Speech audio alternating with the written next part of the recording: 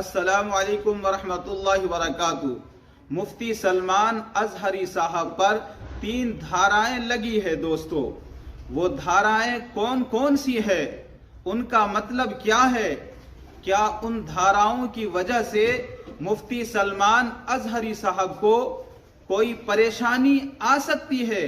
इसका जवाब दे रहे हैं हाई कोर्ट के 3 वकील। इन 3 वकीलों की वीडियो आप देखिए और इस तमाम मसले को समझिए और समझिए कि मुफ्ती सलमान अजहरी साहब पर जो धाराएं लगी है ये सही है या गलत है। चलिए देखते हैं इन 3 वकीलों की इस वीडियो को। मैं हूं आपके साथ मोहम्मद ज़ैफ।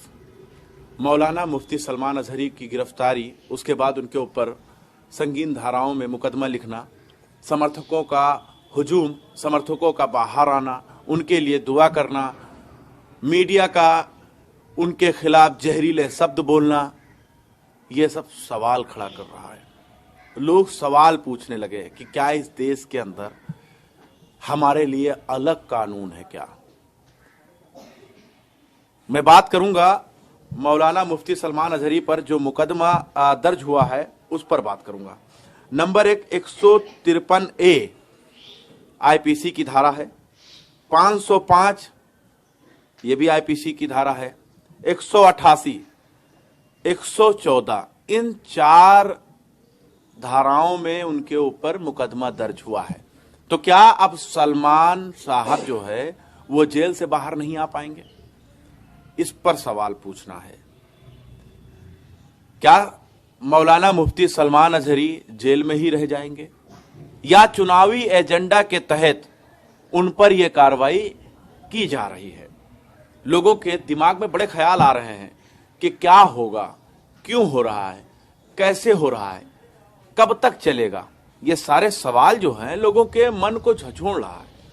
और मैंने सोचा क्यों ना हम एक न्यूज रूम में बैठकर 3 वकीलों को इकट्ठा करके और तीनों वकीलों से ये आईपीसी धारा जो है इसके बारे में जाने और साथ ही साथ में उनसे ये भी पूछे क्या, क्यों, कैसे, कब तक, इसका अर्थ जो है वो हम आप तक पहुंचाएं। इस पर हमारे साथ बात करने के लिए अधिवक्ता सुहेल सिद्दीकी जी हैं, मोहम्मद फरहान सिद्दीकी साहब हैं, उजैफा अनीस साहब हैं जो अधिवक्ता हैं। सबसे पहले तो हम आपसे जानना चाहेंगे ये आईपीसी धारा 153A जो एक्ट उनके ऊपर लगाया गया है, इसके तहत क्या लगता है कि क्यों गिरफ्तारी हुआ? क्या अब वो जेल में ही रहेंगे? बहुत सवाल है, क्यों, कब, कैसे, लोगों के दिमाग में आ रहा है। देखिए आईपीसी की धारा 153A में जो कहती है वो, देखिए पहली चीज तो ये उसको लगाने का सिविक रीजन है कि वो नॉन बेलेबल ऑफेंस है। ठीक है, उसमें जो पनिशमेंट है वो मतलब इधर 2 साल की सजा, 3 साल की सजा उसमें एक्सटेंडेड है। ठीक है, और या फिर कोई मॉनेटरी पनिशमेंट या फिर दोनों। ठीक है, उसमें ये कहती है कि किसी भी धर्म, जात, मतलब स्थान के विषय, किसी भी व्यक्ति विशेष के खिलाफ कोई भी बात ऐसी कहना जो सद्भावना को बिगाड़े या फिर किसी भी 2 समुदाय के बीच शत्रुता को बढ़ावा देने के एवज में ये धारा लगाई जाती है। ठीक है ना, और इसमें मतलब जो है वो ये नॉन बेलेबल ऑफेंस है। तो क्या उनके जो बयान है वो बयान से ये धारा सही साबित? नहीं, बिल्कुल उन्हीं ने किसी चीज का, यही तो बता रहा हूँ, ना किसी धर्म का उन्हीं नाम लिया, ना किसी उन्हीं ने जो है वो भाषा को गलत कहा उन्हीं ने, ना किसी व्यक्ति विशेष के बारे में कहा, ना किसी समुदाय के बारे में कहा, कुछ तो कहा ही नहीं उन्हीं ने। तो वो हेट स्पीच की कैटेगरी में वो आती ही नहीं है। लेकिन सिर्फ उसको लगाने का जो रीजन है वो ये है कि तो नॉन बेलेबल ऑफेंस है, उनको जेल में जाकर ठूस दिया जाएगा। पहली चीज। दूसरी चीज ये कि फिर मैं वही बात कहूंगा, वो एक ईंधन है जो पॉलिटिकली जो है बीजेपी को फायदा पहुंचाएगा। ना वो राजनेता है, ना तो राजनेता है और ना ही कभी उन्होंने चुनाव लड़ा है। तो आखिर उनके ऊपर ऐसा शिकंजा कसना और उसके बाद मीडिया का उनके खिलाफ तरह तरह के टाइटल यूज करना, जैसे भड़काऊ, जहरीला, मुल्ला, मतलब ऐसे शब्द इस्तेमाल करना जिनसे लोग जुड़े हों, करोड़ों के तादाद में लोग जुड़े। उनका नाम आपने नहीं सुना क्या? पूरा क्या है उनका नाम? है मुफ्ती सलमान अजहरी साहब। बस यही उनका एक अपराध है। उनका अपराध यही कि उनका नाम मुफ्ती सलमान अजहरी साहब, यही नाम, उनका नाम जो है यही अपराध है उनके लिए। आप वकील हैं तो थोड़ा सोच समझ के इस बात नहीं, कोई बस सोच, ये हम वकील हैं, हमारा तो काम ही हमारा ही है कि आम जनता में जाकर सुधार करना। जो जनता, जो आम जनमानस, जो पीड़ित हैं, उनको जाके न्याय दिलाना ये हमारा काम ही है। तो हम तो जो सच होगा, जो सामने देखेंगे वही बोलेंगे। तो ये कार्रवाई जो की जा रही है बिल्कुल गलत है। ये एटीएस ने जो गिरफ्तार किया गलत है। एटीएस हो, एसटीएफ हो, कोई भी हो, ये कार्रवाई गलत है। ये गलत है, कार्रवाई गलत है। ये कार्रवाई होनी चाहिए, क्योंकि उन्होंने उनके जो स्पीचेस में जो कंटेंट थे, वो कंटेंट में ऐसा कुछ है ही नहीं जो हेट स्पीच को अट्रैक्ट करे। कोर्ट में चलेगा ये केस? कोर्ट में चलेगा। अब देखिए, अब न्याय की जो प्रक्रिया है वो न्यायालय में चलेगी। अब जो होना था वो तो हो ही तक पहुंच पाता है केस कोई? अगर पहले ही जजमेंट आ जाता है मीडिया द्वारा, जजमेंट, भाई मीडिया ट्रायल चल रहा है, ये तो मीडिया ट्रायल है। मीडिया सब कुछ तो कही दिया कि वो हेट स्पीच है, वो मुल्ले हैं, वो ये है, वो है, सब तो मीडिया तो कही रही है ना। ये 3 दिन से मीडिया चिल्ला रही है इसी बात को। अभी अच्छा 30 दिन तक चिल्लाएगी। 153 पे आपने इतना विस्तार में बता दिया कि लोग कंफ्यूजन में आ जाएंगे। अब यहां पर 505 पर चर्चा करेंगे तो आप सोचेंगे कि ये कौन सी धारा है। भाई 153 पे हम बात कर रहे थे, सोहेल सिद्दीकी से वो बता रहे थे।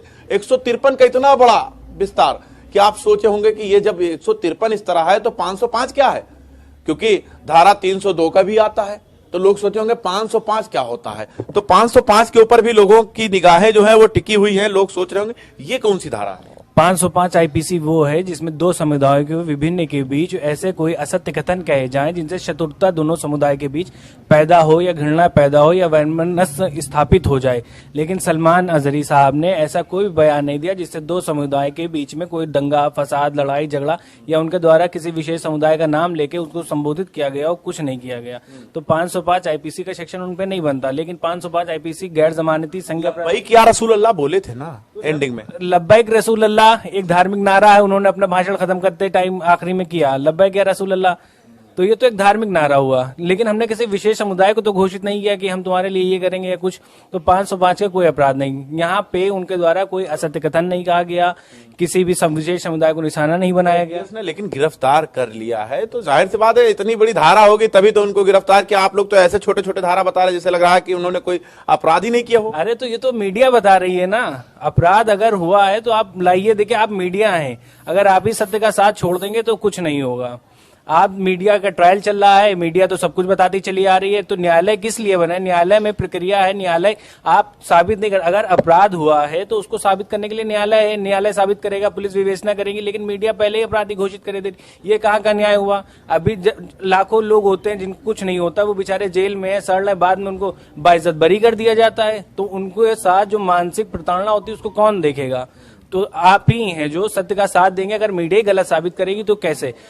जहरीला, मुल्ला, पता नहीं क्या क्या शब्द बोल रहे हैं। सिर्फ एक मुसलमान विशेष समुदाय को निशाना बनाने के लिए, अपने टीआरपी हाई करने के लिए है, बाकी कुछ नहीं। बाकी कुछ नहीं नजर आ रहा आपको। देखिए 505 की जो धारा है वो भी धाराशाही हो गया।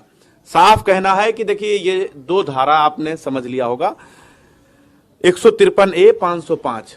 लेकिन एक चीज और हम जरूर कहना चाहते हैं कि हैदराबाद के एक कद्दावर नेता है, भारतीय जनता पार्टी में है, उनका नाम टी राजा है।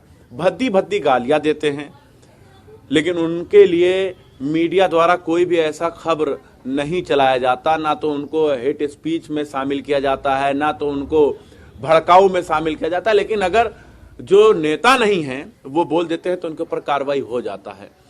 अब हम समझने की कोशिश ये करेंगे कि धारा 114 के तहत जो मुकदमा दर्ज हुआ है इससे क्या होगा, क्यों होगा, इस पर बात करने के लिए फरहान साहब क्या कहेंगे? देखिए, धारा 114 अब एटीएस ने अगर गिरफ्तार की है तो आपको क्या लगता है कि धारा 114 कितनी बड़ी होगी? भाई कम से कम आजीवन कारावास होना चाहिए उसमें, या फिर उसमें पनिशमेंट जो होना चाहिए वो डेथ पनिशमेंट होना चाहिए। लेकिन 114 क्या है?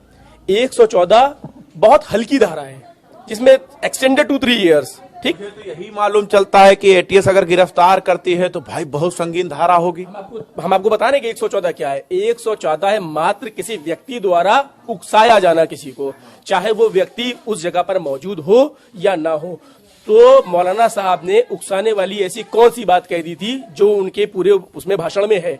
उन्होंने कोई ऐसी बात नहीं कही, पहली चीज। और दूसरी चीज, 114 कोई इतनी बड़ी धारा नहीं है कि जिसके ऊपर एटीएस अरेस्ट करे, ऐसी कोई बहुत बड़ी धारा नहीं है।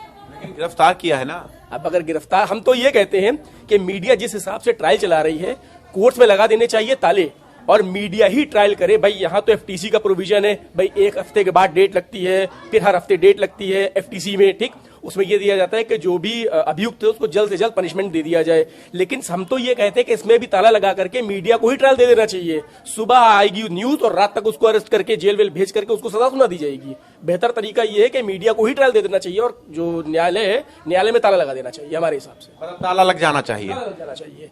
भाई मीडिया ही जब कोर्ट है तभी तो लोग को भरोसा है। अब कोर्ट पे ताला लग जाएगा तो कैसे? कोर्ट पे ताला इसलिए लग जाना चाहिए कि जब मीडिया ही पूरा पूरा ट्रायल लड़े ले रही है तो कोर्ट क्या कर रहा है? फिर कोर्ट किस लिए बना है? भाई जब तक के जो अपराध साबित ना हो जाए अपराधी के ऊपर तब तक के वो अपराधी नहीं है। लेकिन मीडिया क्या करती है? मीडिया उसको पहले ही अपराधी बना देती है, जबकि ऐसा नहीं होना चाहिए। कम से कम आप ये देखिए कि उसके ऊपर आरोप लगा है, अभी सिद्ध नहीं हुआ है। सिद्ध कौन करेगा? सिद्ध तो न्यायालय करेगा ना, या मीडिया साइड सिद्ध कर देगी। तो मीडिया को ऐसे लांछन नहीं लगाने चाहिए, पहले तय तक जाना चाहिए कि क्या इसकी सत्यता है और क्या नहीं। बिल्कुल। देखिए 3 धारा तो हम समझ गए हैं और चौथा धारा जो लगा है उस पर हम चर्चा करेंगे। देखिए 3 धारा का साफ कहना है कि जैसे 153A, 505, 188, 114 अगर इन धाराओं का पालन नहीं करते हैं तो 188 लग जाता है। यानी अगर किसी व्यक्ति को मालूम हो कि आगे जाएंगे तो मेरे लिए खतरा है और अगर वो फिर भी जाएगा तो उसके लिए 188 है। यानी कानून यही कह रहा है कि अगर आपको पता है कि ये कानून हमारे ऊपर लागू होता है और आप फिर भी कर बैठते हैं तब आपके ऊपर 188 के तहत मुकदमा दर्ज होगा और आप जेल में जाएंगे। लेकिन अब इन सारे सवालों से आप हो सकता है अभी तक बेखबर रहे होंगे, लेकिन अब आपको खबर लग गई है कि इन धाराओं से मौलाना मुफ्ती सलमान अजहरी को कुछ नहीं होगा। वो बहुत जल्द आपके बीच में होंगे, हो सकता है। बिल्कुल बिल्कुल बिल्कुल बिल्कुल हो सकता है। वो उनके ऊपर कोई संगीन आरोप मतलब जो लगाना चाहे है जिन्होंने, वो बनता ही कुछ नहीं है। और हमें क्योंकि हम एक अधिवक्ता है और हमें जो है वो न्यायपालिका पे पूरा विश्वास है कि वो उनके खत में इंसाफ करेगी। और अगर लड़ना मौका उनका केस मिला तो मैं उनका केस जो है वो फ्री ऑफ कॉस्ट लड़ूंगा। आप फ्री में लड़ेंगे? फ्री ऑफ कॉस्ट उनका केस लड़ूंगा। वैसे भी हम लोग तो वैसे भी सिद्दीकी लीगल एसोसिएट्स हम लोग जो है आम जनता के लिए समर्पित अधिवक्ता है। और हम लोग जो है वो जैसे इस तरह के जो लोग हैं जो मतलब फॉल्सली इम्प्लीकेट किए जाते हैं सरकार द्वारा, जो मतलब जानबूझ के जो घुसड़ा जाते हैं जेलों में, उनको छुटाने का हम लोग काम जो है वो आप सलमान के लिए मौलाना मुफ्ती सलमान के लिए फ्री ऑफ कॉस्ट केस लड़ेंगे उनका। उनसे हम कोई फीस चार्ज नहीं करेंगे। नाज़रीन मोहतरम, सभी मिलकर मुफ्ती सलमान अजहरी साहब की रिहाई के लिए दुआ करें अल्लाह तबारक व तआला से कि अल्लाह तबारक व तआला मुफ्ती सलमान अजहरी को बाइज्जत बरी रिहाई अता फरमाए। वीडियो को ज्यादा से ज्यादा शेयर करें ताकि सभी को हकीकत मालूम हो सके। अस्सलामु अलैकुम।